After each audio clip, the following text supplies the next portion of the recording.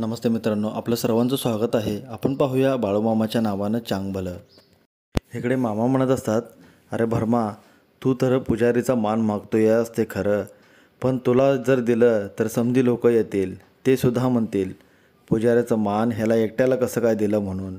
आता तूच सांग, तुला एकट्याला कसं काय द्यायचं बरं, असं ते स्वतःशीच बोलत असतात.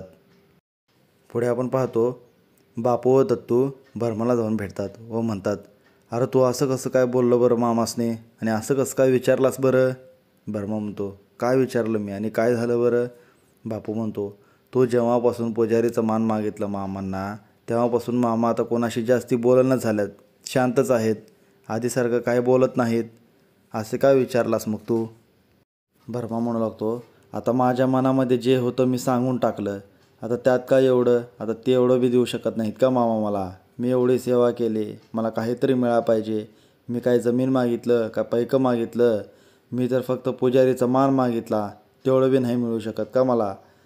बापू आणि दत्तू म्हणतो, अरे बाबा तसं नाही, आता हे 4 लोकांना समजलं आहे, आणि आणखीन 4 लोकांना समजल, मग सर्व लोक म्हणतील तुला एकट्याला कसं काय पुजाऱ्याचा मान द्यायचा म्हणून.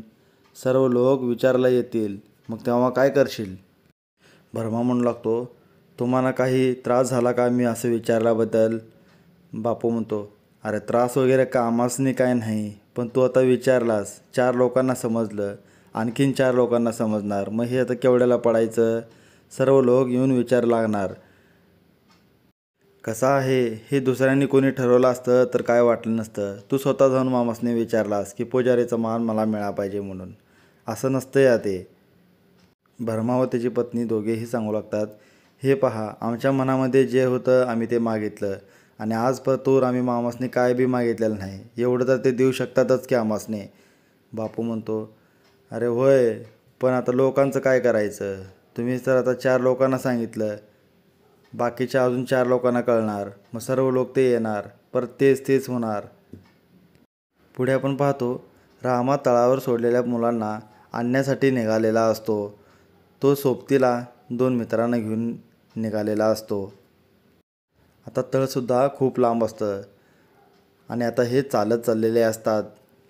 रामाला एकच चिंता असते, आणि त्याला फक्त असं वाटत असतं की आता मुलं माझ्याकडे राहावं.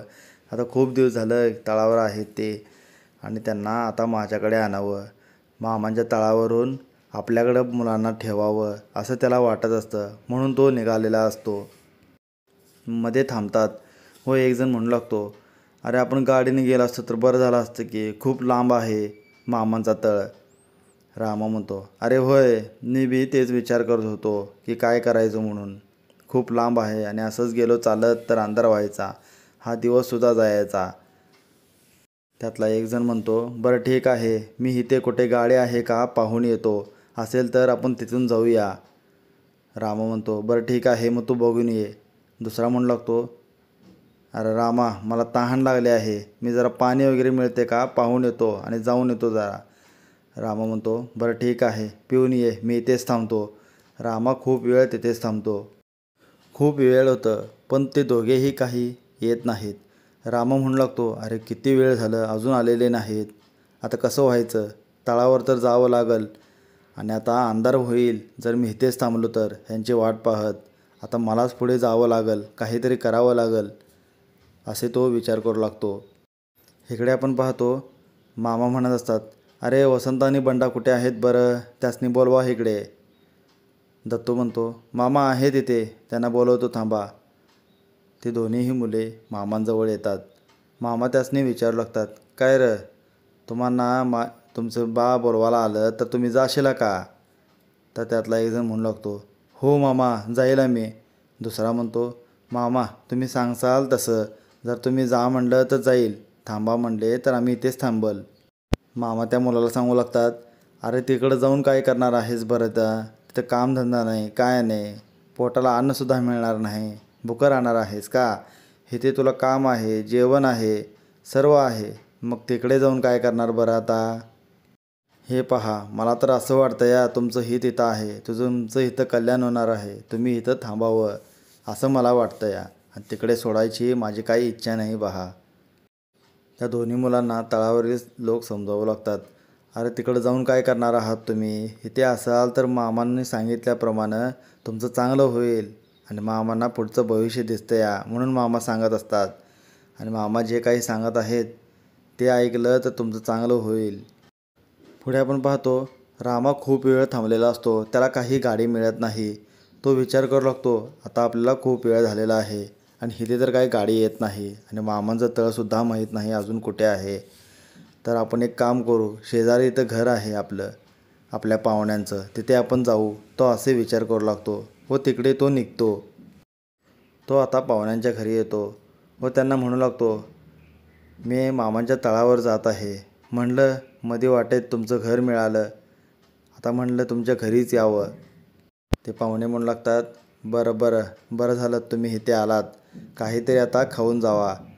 रामा म्हणतो नाही तेवढा वेळ नाही मला आता जावं लागेल. त्या सोबती आलेला म्हणतो अरे काहीतरी खा की, किती दिवस झालं तो आता आला आहे त्यांच्याकडे, मग खाऊन जावा काहीतरी, असे कसे काय निघता बरं. रामा म्हणतो नाही निघावं लागेल, पोरा आहेत तळावर, मला त्यासनी बघायचं आहे, घेऊन यायचं आहे. असे तो बोलत असतो व अचानक त्याला छातीमध्ये दुखू लागतं व तो ओरडू लागतो आई ग काय होत आहे मला छातीमध्ये.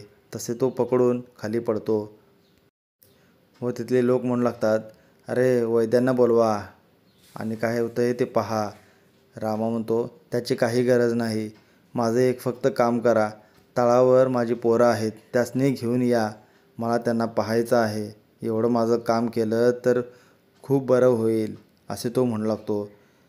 तेथील एकजण म्हणतो बरं ठीक आहे, आम्ही दोघं जातो आणि तळावर आणि त्या पोरासने घेऊन येतो. पुढे आपण पाहतो इकडे तळावर मुले मन लावून काम करत असतात. पाणीसुद्धा आणलेले असतात. ते मामांना विचारू लागतात मामा आणखीन काही पाणी लागणार आहे का, आणू का आम्ही. मामा म्हणतात अरे नाही आता बास झालं, खूप आणलात तुम्ही पाणी, आता थोडा वेळ बसून घ्या, आता दूध वगैरे काय असेल तर प्या, पोटाला काहीतरी खावा, मग कामं करा. पुढे आपण पाहतो ती दोघेही जोडपे तळावर आलेले असतात व ते मामांना सांगू लागतात मामा आम्ही इकडे आलोत, ते रामानं आम्हाला इकडे पाठवलं आणि खूप शोधलं आम्ही तळ, तेव्हा आम्हाला कुठे इथे मिळालं बघा. मामा म्हणू लागतात रामानं तुम्हाला इकडं धाडलं म्हणजे तो कुठं आहे मग, आणि तो का आला नाही इकडे बरं. ते दोघेही सांगू लागतात मामा त्यांच्या मुलांना नेण्यासाठी आम्ही इकडे आलो आहोत, त्याची तब्येत जरा बिघडली आहे म्हणून तो त्यांच्या पाहुण्यांच्या घरी आहे आणि तोच सांगितला आहे की माझ्या मुलांना घेऊन या, तळावर आहेत ते, त्यासाठी आम्ही इकडे आलो आहोत. मामा सांगू लागतात पोरांना पाठवायची माझी तर काही इच्छा नाही आणि रामाला मी आधीच सांगितलं होतं की तू तर आता तळावर पोरासनी ठेवत आहेस हे खरं, पण जेव्हा मला वाटेल तेव्हाच मी पोरासनी पाठवणार असे मी त्याला बोललो होतं, आणि आता हे त्यानं काय नवीन चालू केलं आहे बरं, त्याला आधीच बोललो होतं मी. ती दोघेही सांगू लागतात होय मामा, पण त्यानं आता जे सांगितलं त्यासाठी आम्ही इथे आलोत, त्याचं काम करण्यासाठी. भरमाची पत्नी म्हणू लागते अहो मामा, एक तर ह्यांची आई नाही, बासुद्धा असे आहे, तर ही पोरं करणार तरी काय आणि घरी जाऊन करणार तरी काय. इथे आहेत तर ते चांगले आहेत, त्यांचं कल्याण होईल, त्यांना आता काम आहे, पोटाला अन्न आहे, सर्व इथं मिळत आहे, तर तिकडे का जातील बरं हे. तळावरील सर्व लोक तेच म्हणू लागतात होय, ह्या पोरांचं कल्याण इथं होणार असेल तर तिथे जाऊन काय करणार आहेत आणि तिथे काय काम करणार आहेत, पोटाला काय खाणार आहेत. आणि मामांना समजत दिसतं भविष्यातलं काय होणार आहे ते, म्हणून मामा आता सोडत नाहीत त्यांना. हे तर रामाला समजा पाहिजे, रामा असे का करत आहे कोणास ठाऊक, असे सर्व लोक म्हणू लागतात. मामा त्या दोघांना बोलू लागतात हे पहा, माझी तर काही इच्छा नाही त्यासनी पाठवायची आणि रामालासुद्धा आधीच बोललो होतो आणि त्यानं हे काय नवीन चालू केलं कोणास ठाऊक. इथे हा आपला आजचा भाग संपतो. पुढच्या भागामध्ये आपण पाहूया मामा त्या दोघांना रामाकडे सोडतात काय, रामा परत तळावर येतो की काय होईल पुढे, तर पाहायला पुढचा भाग विसरू नका. मामांना माहीत असतं की कोणाचं कुठं चांगलं होणार आहे, त्या पद्धतीने मामा वागत असतात. मित्रांनो, हा व्हिडिओ आवडला असेल तर लाईक करा, कमेंट्स करा, शेअर करा. धन्यवाद मित्रांनो.